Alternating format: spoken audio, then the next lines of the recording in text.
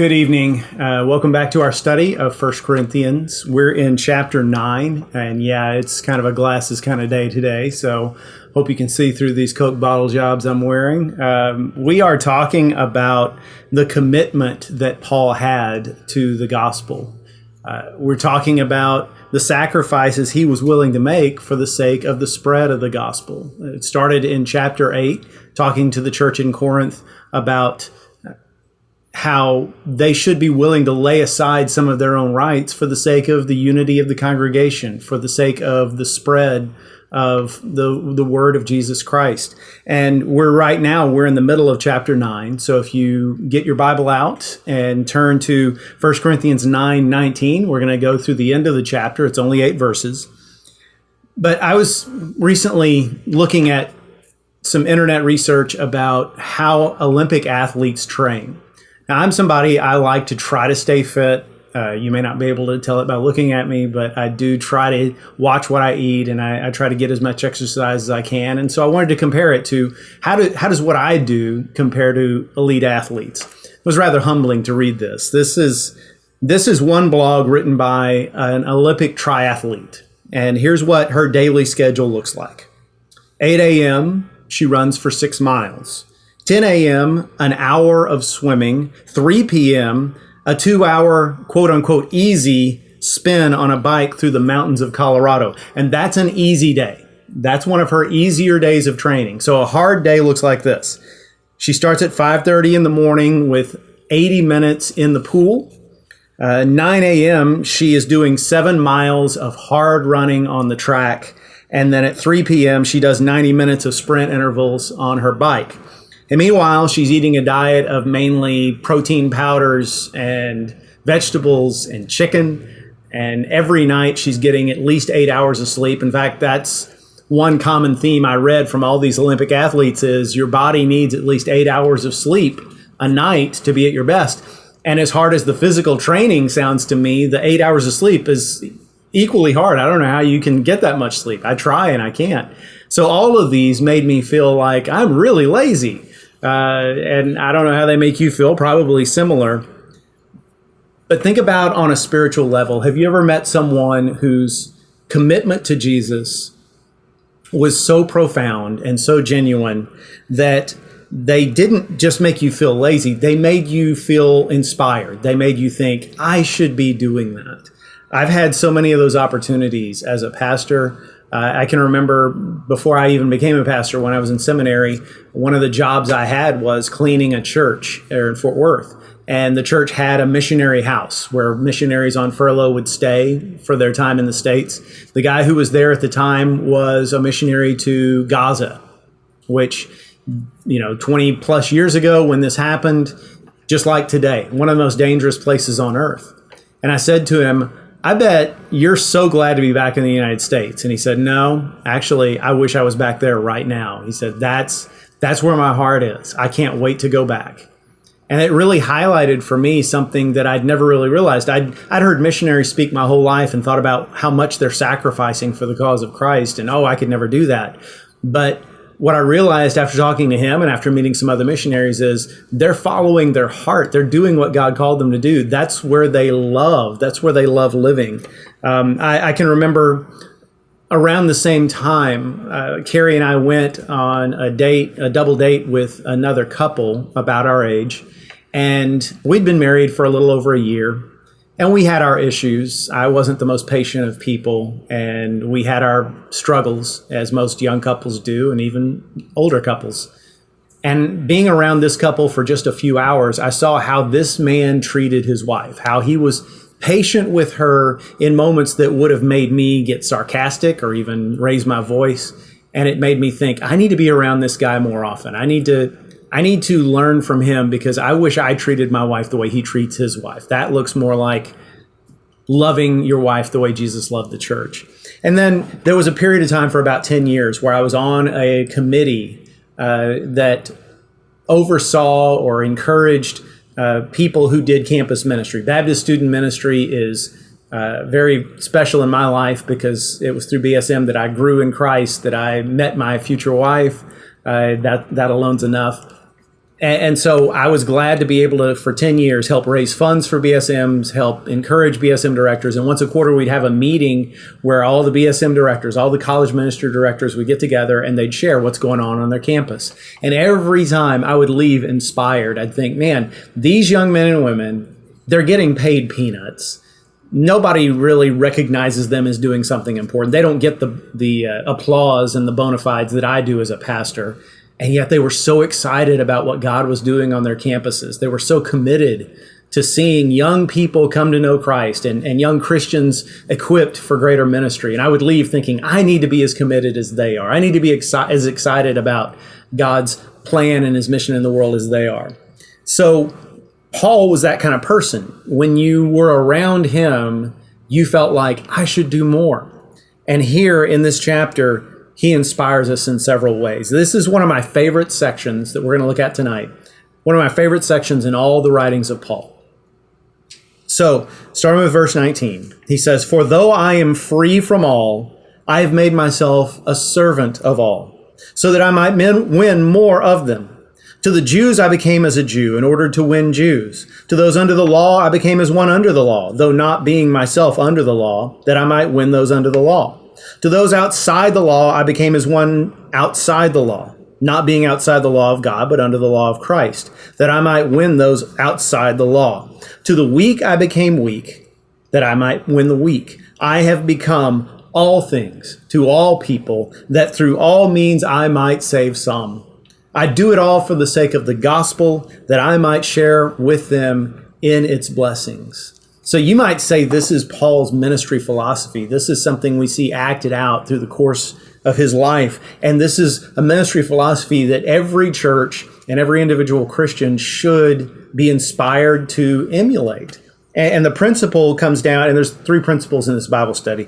The principle here comes down to people matter more than my own preferences and more than my own freedom. As he says, I do all things for all people, that through all possible means, I might win some. Remember, this isn't Paul saying, I'm trying to make everybody happy. We've seen Paul's life, and we know he didn't mind getting in someone's face. He didn't mind rebuking people. He didn't mind disappointing people. He didn't mind even being persecuted if it was for the cause of Christ. What he's saying is, whatever it takes to see somebody saved, that's what I'm going to do. And that is an attitude that is so lacking in me so often, so lacking in most churches, most Christians. Let's go through this first of all. He says some kind of seemingly contradictory things. He says, to the Jews I became like a Jew. Well, that seems silly because Paul is a Jew. So what is he saying? He's saying, I'm going to continue to observe Jewish traditions when I'm around other Jews that aren't necessary for the sake of the gospel. When I'm with other Jews, let's say, I'm going to go ahead and eat a kosher diet because I don't want to offend them. I'm going to do what I have to do. There's even a story in which Paul takes Timothy with him on a missionary journey, but first he goes and has him circumcised. Why? I mean, Paul wrote an entire book of the Bible, Galatians, saying that circumcision isn't necessary. But he does it because he doesn't want to cause offense in Jewish territories by bringing this young man who is half Gentile. He doesn't want to cause offense. He doesn't want to do anything that would hinder the gospel in any way. Now, here's another question. How did he become like one outside the law? That's the term he uses. Does that mean he did whatever he wanted to do? No.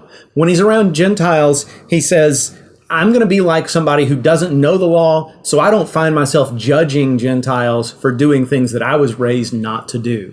I mean, to use an example from a couple of weeks ago, it's like you're planting a church in an area where people are not churched, where they didn't grow up in churches, and they come into church doing things that you would have seen as scandalous when you were growing up, like wearing baseball caps in worship, or using certain foul language, or not knowing they're supposed to bow their heads during the prayer, or whatever the case may be. And you as a church planter, as a missionary, you don't make a big deal about those things. You think, okay, we can cover the incidentals later on. Right now, I'm going to be like somebody outside the law. I'm going to be like somebody who doesn't care about stuff like that, even though I kind of do. Because what matters is the gospel. What matters is seeing people get saved. And then finally, I want to show you verse 23 when he says, so that I might share with them in its blessings. I do all this for the sake of the gospel, he says. And we think of the gospel as being about salvation. The gospel is how we get saved, how we go to heaven when we die. And that is absolutely true. So what is he talking about when he says, I want to share in its blessings? I do all this for the sake of the gospel. The gospel is about more than just what happens when you die. This is another blind spot we have in evangelical churches. The gospel is something we should live every day. The gospel is how you experience abundant life. Because if you're putting people ahead of yourself consistently, you're going to have that freedom, that joy, that humility that brings the blessing of God, that gets you away from the kind of pridefulness and vanity and infatuation with the things of this world, and legalism for that matter, all those things that block genuine Christians from living out an abundant and joyful life. He's saying, I want to live the gospel every day so that I can experience all of its blessings. That's what a lot of Christians need to get through their minds is the deeper you dive into the gospel, the closer you get to Jesus. It's not like you're going to have less fun in life and less enjoyment. You're going to have more. There's a whole lot of Christians who seem to think, I want as much Jesus as I need to get saved, but no more. Because I want to save as much of my life for myself as I can. And that's the road to spiritual mediocrity and frankly, to a life that is joyless. But if you dive into Jesus, if you are committed to the gospel each and every day, if every day you're seeking to grow closer to him than you were the day before, that's the path to joy. That's the path to abundance. So let me just ask you this. And then we'll move on to the next point, because I know I'm spending a lot of time here. But like I said, this is one of my favorite passages. When it comes to your faith in Jesus, on the one hand, there's the mindset that says, well, my faith in Jesus is like fire insurance. I have it in case I need it. And I know I'm going to need it when I die. And in the meantime, I might need it when I get into trouble. On the other hand, it's your day-to-day life. It's your food and your drink. It's the oxygen you breathe. Where do you stand on that continuum? Closer to fire insurance or closer to oxygen? And that's going to determine the amount of joy, the amount of abundance you experience and enjoy in life. So he goes on, verse 24. Love this part. Do you not know that in a race all the runners run, but only one receives the prize? So run that you may obtain it. Every athlete exercises self-control in all things. They do it to receive a perishable wreath, but we an imperishable. One of the things I love about Paul is he was a sports fan. He used athletic metaphors and analogies often in his writing, which was remarkable considering the attitude of a lot of Israelites, a lot of Jews of that time towards sports was very disdainful because sports was a Roman Greek kind of thing. That was foolishness. That was the kind of thing that good, godly people didn't get involved in. But Paul saw so many parallels between athletics and the spiritual life. And yet at the same time, he used those analogies often to inspire us, but to say, if you think winning a championship on an athletic field is great, it doesn't even come close to the glory of achieving something for God and selling yourself completely to the kingdom of God. He says here, I love this analogy. In a race, people aren't there just to get a participation ribbon. And I'm not asking you to think about the 5K in downtown Conroe, because the truth is a lot of us run that just to get the t-shirt. He's talking about Olympic Games. Nobody gets into the Olympics just to say, hey, I made it to the Olympics. And by the way, we're missing the Olympics this summer, or we missed the Olympics this summer because of COVID. They had to postpone it. I'm hoping they get to do it next summer in Tokyo. That is such a wonderful event every year. People from all over the world gather and compete in all these different sports. I love it. But every one of those athletes, they're there to win. You better believe their goal is not just to finish the race. It is to stand on that podium wearing that gold medal. And he says, if that's true of an athlete, then it should be even more true of us. We should be doing whatever we have to do to excel for Christ, to be the best follower of Jesus we can be. Not because we have to be. Because of grace, he accepts us just as we are. Because we realize that's where the glory is. That's where the joy is. That's where real living is. So think again about what I said at the outset of this Bible study. Remember the daily schedule of that Olympic triathlete that I read to you, and how much commitment that took. That's literally a full-time job. And yet, if she wins the Olympic triathlon, what does she get? She gets a medal of gold. Maybe she gets some endorsements with something like triathlon. Probably not. She's probably not going to be on a Wheaties box or get many commercials. But even so, if she gets that, let's say she does, her moment of fame is pretty short.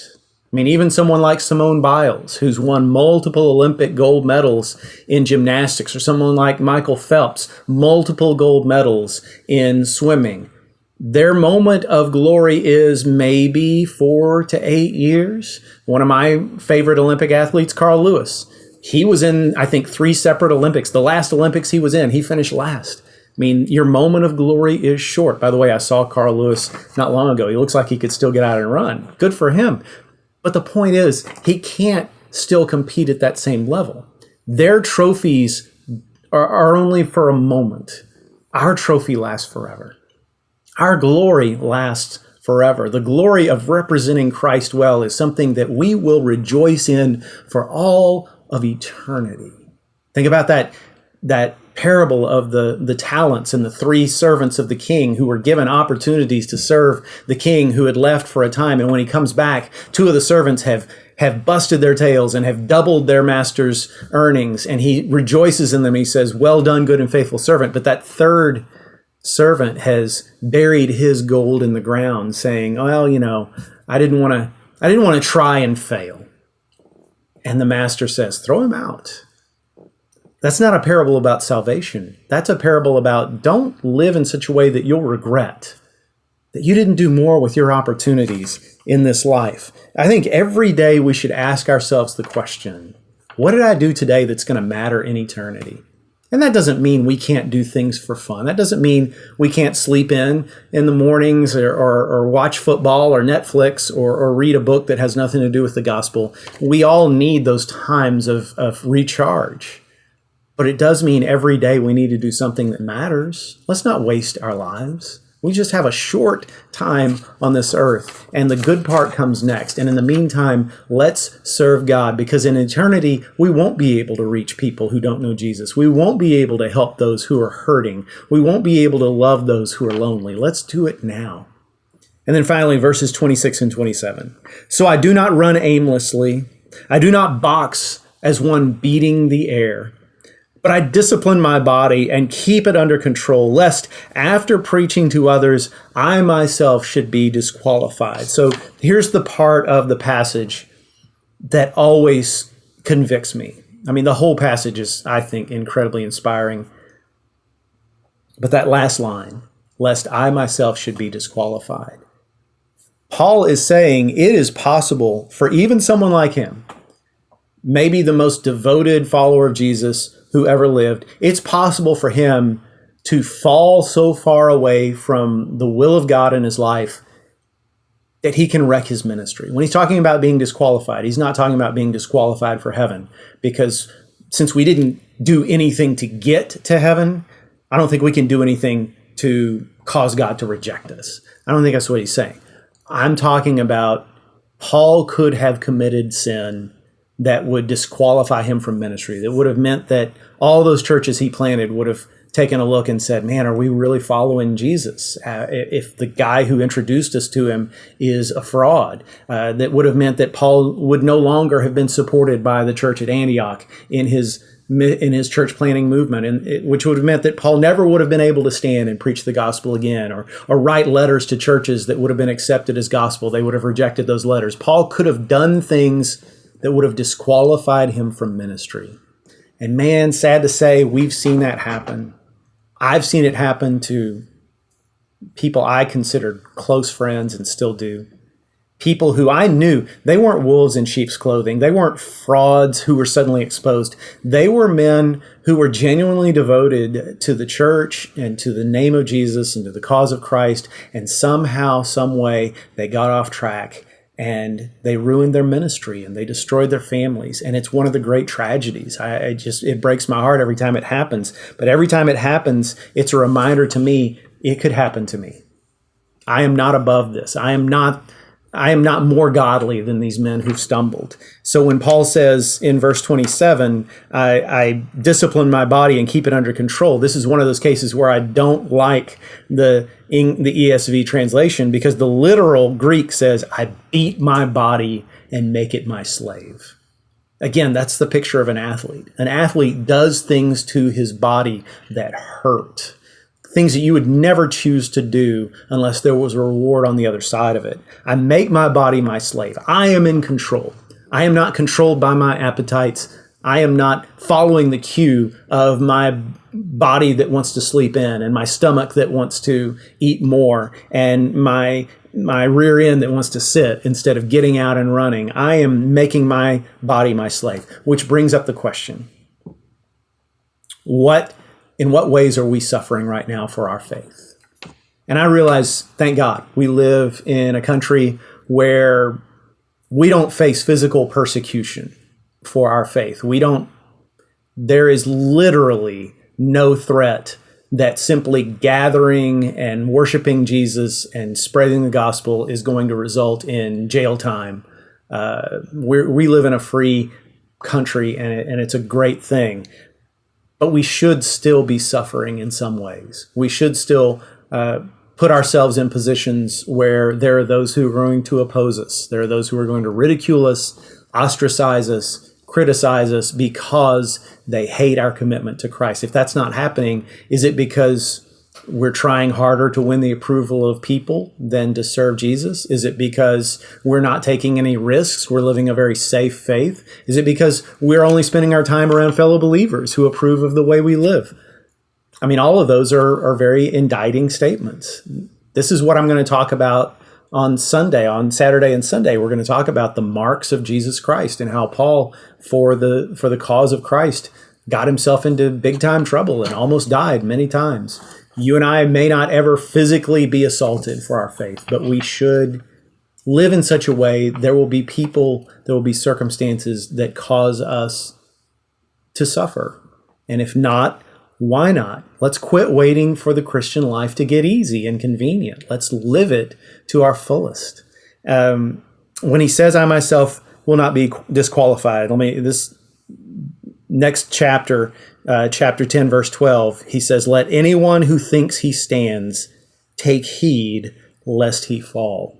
And that's that whole idea that I just shared with you. I need to constantly remind myself that I can stumble.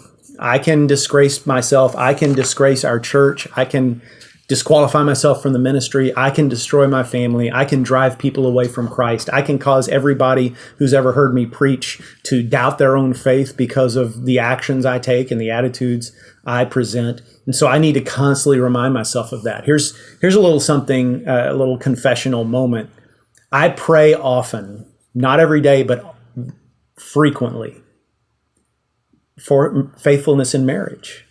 And it's not because that's been a struggle for me. Frankly, I'm very happy in my marriage. I would be a fool in the highest degree to try to seek someone other than the wife I've been given, because she makes me very happy. I've never been tempted to stray from my wife. That's how happy she's made me. And yet, I know I'm capable of being that big of a fool. Every human being is.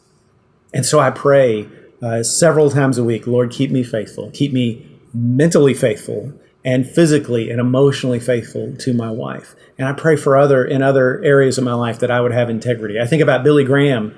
There's been a lot of talk in politics lately about certain politicians following the quote-unquote Billy Graham rule. Don't ever be with a woman other than your wife alone. But there are other aspects to the Billy Graham rule. If you recall, Billy Graham, he never put his hands on money that was given to his ministry. He funneled it all, or all the donations were sent to his organization, which he did not lead.